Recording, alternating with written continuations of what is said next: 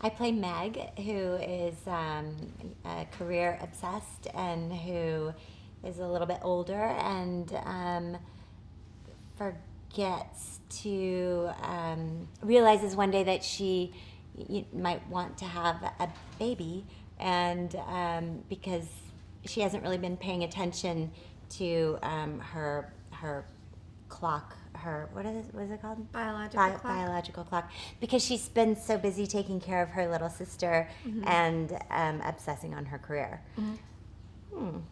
I play Alice, who is sort of codependent and has always been in a relationship or depended on her older sister to like take care of her or make her feel better or get things done for her. Sort of needy.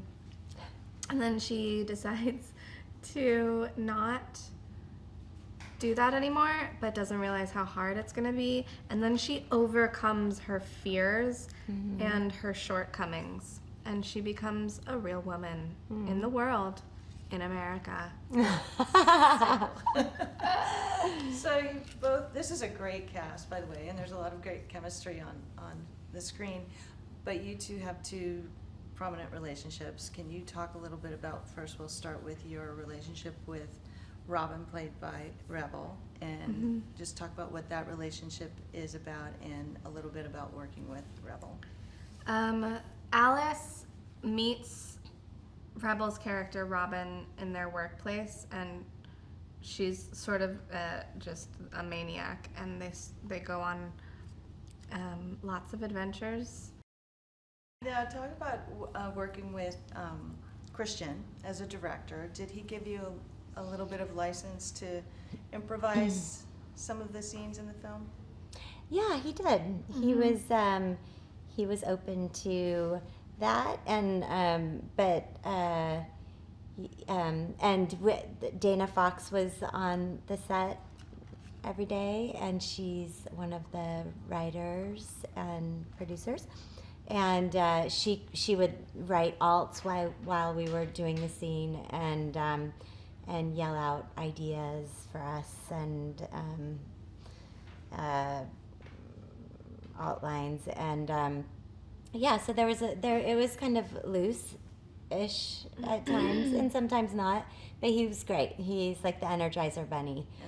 He has a lot of energy. He's always super excited to be there, and we think he's still working on the movie now in New York. Yeah, we think he's still in New York, still filming, and he's like, guys, you coming to set? Guys? Hello, guys? I'm so excited. Is that good?